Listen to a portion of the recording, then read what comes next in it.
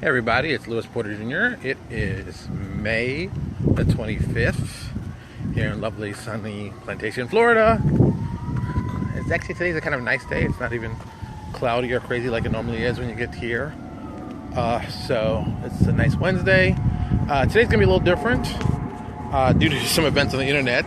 I'm gonna be talking about comic books today. Really, comic books. I'm gonna, of course, tie it into the work we do as creative people, but it's gonna be comic books, Captain America. So if you haven't read the most latest issue of Captain America, and you don't want it to be spoiled, I mean, I haven't read it, but I saw enough that I know what the whole gimmick is. So I tell everybody, don't watch this video. If you don't want to be spoiled for any of that stuff, just turn the video off. Come back tomorrow. Maybe we'll not want to advance you. But if you don't care about being spoiled on it, it doesn't really matter to you, and that doesn't affect you in your daily life, stick around. Like I said, I'm trying to talk as long as possible to give people enough chance to say, hey, I don't want to watch that, or hey, I don't know. So I said, so now we're going to talk about Captain America and how the internet apparently has gone crazy to what has happened, which I think could be awesome. I think if done right, this could be like awesome. This could be, ooh, I never saw this one coming. But it also ties back to creative and stuff like that. So no, this is not about the Steve Rogers and boyfriend thing, which I think is like, dude, Steve's straight. He's been proven he's straight many times. The dude tried to date his girlfriend and then his girlfriend's niece. Okay, so apparently Cap's got a type. So I don't know if it's like related. Maybe that's his answer, but okay. I mean, as long as your last name is Carter, maybe he's dating you. So Linda Carter might want to watch out. I'm telling you, Steve Rogers, Linda Carter. I'll pay money to see that. But that's just me, though. Okay, so apparently Captain America is a Hydra agent, which made me go, okay, well that's different. I've been a big fan of Captain America for a very long time. I can say, I've been reading Cap, plus 30 plus years. I can say I really got into Captain America, like really as a real superhero. I wanted to, like one of my favorites was during his run with Deathlock. I think the Deathlock run in 1983 was awesome. Mike Zeck did the artwork. I think Roger Stern was still writing it back then. Or Roger gotten off by then. I can't remember anymore. Ooh. Well, anyway, the artwork which sold me, but you know what cover it is. The Mike Zeck cover with Deathlock pointing the gun at Captain America. And it was always pitched as like a really great idea, which I thought could have worked really well. The whole super soldier of the 80s versus super soldier of the 90s. Loved it. I thought it was just a great idea. And so, since back then, I've been a Cap fan. And Captain America is my favorite hero. Very, the same reason I like Captain America is the same reason I like the movies. It plays into that very, very simple thing. I mean, the whole scene with him, the first Cap movie about the whole scene with Erskine, when he's like, what do you want to kill Nazis? He's like, I don't want to kill anybody. I just don't like bullies, no matter where they're from. And like, boom, I'm like, that's it. That's the essence of Captain America. So it just pitches to that. Thank you, Shanita. This is my work shirt, as you can see. So this is why it looks nice. Thank you. So it basically just goes back to the whole mindset of, I like Captain America as a character, and I think they've done a great job on him. And this is kind of one of those spins like, well, this could be interesting. But you got to remember, I've had the pleasure of reading Cap for so long. I've read Cap through some of the darker days of Captain America, including like one of the darkest. Now, if you're not a Cap fan, this next thing will maybe not make sense and don't care about. But I read Captain America still at its lowest point when they were doing Cap Wolf. Now, if you know what that is, I know you're laughing about that, because that was the lowest point in Captain America's writing. I mean, I love Mark Grunwald, God rest his soul, but man, that was absolute garbage. That was like, oh, how does he even write this? He should be shot. This is horrible. So yeah, I read through that stuff. I've read, from basically from 1980 to now. So with Cap, I've read it, seen it, liked it, hated it, whatever. So this little spin, I thought could be very interesting. So, because the problem I've noticed with Marvel that they did, which I don't think is the best idea, the way they handle it, but I understand why they're doing it. Marvel, like even like DC, has a diversity issue.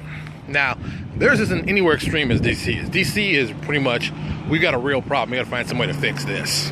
While Marvel has a little more flexibility and have always pushed a little more ethnic diversity, they still have some issues. It's not perfect. And so the way they want to fix one of the issues is they decided they want to make Captain America black. Okay. You want to turn the Falcon into Captain America. Got no problem with that. I think it's interesting. I mean, I like Sam as a Falcon. I always have and I always will. He's that kind of character for me. I just like him that way. I've always liked him. I like Sam as that. That's a cool... I like Sam as the Falcon. Now Sam as Captain America. Okay. You have two guys running around named Captain America. Well, they got two guys running around as Green Lantern. So what's the problem? You know, it's no big deal, right? Kinda. See, this to me is a situation where they want to Cap into the bad guy. I mean, he's a good guy. And I don't think you have to raise someone else up by lowering somebody else. I think the smart way to do it is tell good stories. And this could be a good story. I mean, I don't know. We are literally not even a couple hours in. 12 hours. 12 hours since the comic book was originally released at midnight. I don't know how good or bad this comic really is. And I don't know what their future plans are. This might turn out to be one of the greatest ideas ever. I mean, I go back to when Mark Waid was writing The Flash. Mark Waid did a storyline that I think really kind of solidified why Barry Allen wasn't necessary anymore and why Wally West was The Flash. And during that run, it's amazing. It was the last run he did on the book before Jeff Johns got on. And if you've ever read the run, it's basically... See, I don't want to ruin it for people who've never read it, but it's awesome. It basically, you know, they bring back Barry. They bring back Barry Allen. And he brings it back in such a way it makes total sense. The fans loved it because he always said people, when he was writing The Flash and they'd written out him during Crisis, everybody kept saying to him, when are you going to bring back Barry? When are you going to bring back Barry? When are you going to bring back Barry? He just got tired of hearing that. So he said, okay, I'm going to bring back Barry. I thought of a very logical way to do it. Brought Barry back. And then did some of the best writing on Flash up to that point. And really showed you why it's also important that heroes evolve. And why it's also important that heroes need to die. So I think his run was, I mean, the first one was amazing. The second run, this second run he did was just perfect. It came at the perfect time. It solidified Wade to me as being one of the best writers ever out there. I mean, just for comics, he understands the comic genre probably as well, if not better than the majority of people do. So I just thought it was something people should just watch. And with that, you had a great story.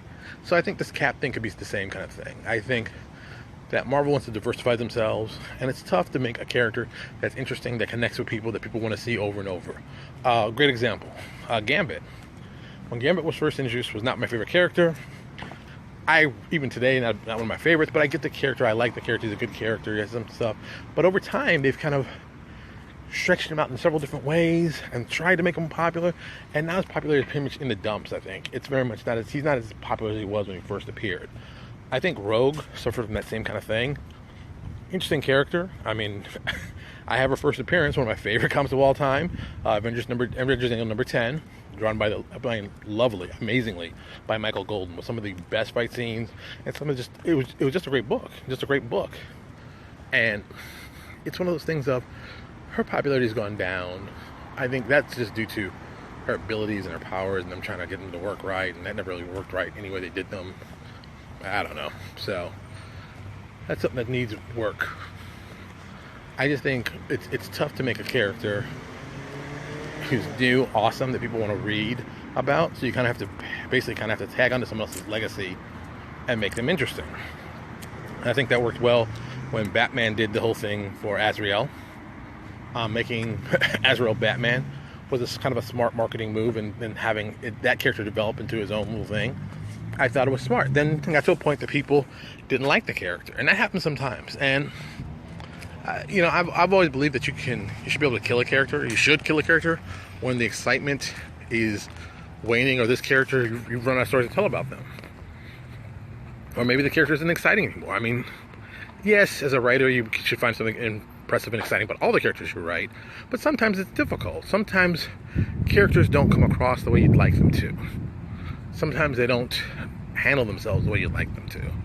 Sometimes they're not as good as they should be, and there's lots of issues. And then you got to deal with these issues in the context of a business, and how does that affect that. So the big reveal, Captain America being a member of Hydra, I don't know, it didn't surprise me. I thought it was interesting, but I'd like to see where they're going to go with this. This is like with the Black Panther. The the Black Panther books, everybody's raving about how great it is. Oh, sorry, Captain America, everybody's raving like, oh, this is crap. You slapped us all in the face. Dude, it's a comic book. Calm down. You read them, you enjoy them. They're going to tell good stories and tell bad stories. Let's see the entire thing in its whole. And all these people talking about it, so it must be kind of good. Plus, I mean, let's talk about the movie aspect of it. Chris Evans is not going to be Cap forever. They're going to need somebody else to be Cap. So this might be a thought process into who else could you have to be Cap. Could Sam become Cap? Even in the movies. So there's lots of different stuff you can look at this. So just calm down, everybody. It's just comic books. We need them to enjoy ourselves. And from a purely, business point of view, this goes with the whole diversity thing. How do you get more diversity into your projects?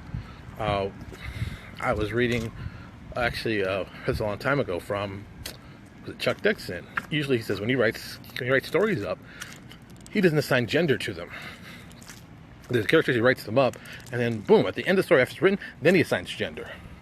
Because that changes the story in lots of different ways. I mean, think about it. If you put the racial, ethnic component and the sex of the character to after you've written the story, stuff that may seem like really contrived can be really interesting, but stuff you've never seen it this way. And I think there's a great way to do that. I think it's smart. It's kind of a smart, different kind of pull-off that you'd expect from, creative people. You think the story is about, let's say, a heterosexual man and a heterosexual woman, both happen to be white, but what if it's really about an Asian female and a African American female who are actually gay? And it's like, that takes a different spin on stuff. And stuff that might have happened in the story has another different effect. So, the creativity is there. Like I said, I think you as a writer, or you as a creative person, have to try to do different things, get people interested in what you're doing. And, this is a great way to get Captain America people interested. People are talking about it. I mean, the internet's exploded about this. So there must be something interesting about it, or something controversial that people have to talk about. It's one and the same. So,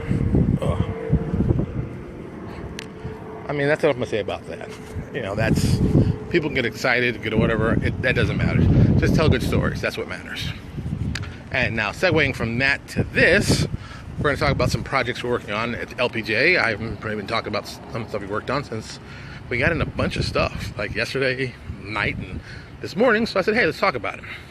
So first off, Jeff Lee turned in his project of his dragons for us. Jeff did our original book for New Exodus monsters that were our dragons, that did very, very well. A lot of people liked the stuff that he did, including myself, and I was very, very happy with the quality work. So I said, hey, let's think about doing psychic and psionic dragons, since one for Dreamscar Press and one for Paizo, since, there are two systems available, people can use either one. So he was kind enough to take these dragons, exact same thing, and he have 4 psionic and 4 psychic that he's worked on. They each have dragon lords. One of the artworks for Prism, I released a few days ago, so you can take a look at that and how that's going to look. I think it's a lovely piece of art. It's going to do very, very well. I think it's going to be a lovely, lovely setup. And also with that, Mike McCarthy just sent in. Mark McCarthy sent in 2 things. He sent in first. Just gotta get out of the sun. First, he sent in his newest Balanced Fighter book. I don't want to talk about that yet. I think it's going to be a great project. I can't wait to actually announce that you see more. But that's going to be a cool project. And then he also turned in the last adventure for Crisis. So those are all done. I actually sent the last 2 adventures maps to get done by our cartographer. So I expect to hear something from him soon. What was the other thing Michael sent to me? I've just lost it. He sent it. Oh, that's right. The Storyteller. So we've been talking about our storyteller class for a while. We put it together. We put it online at Paizo. People have seen it.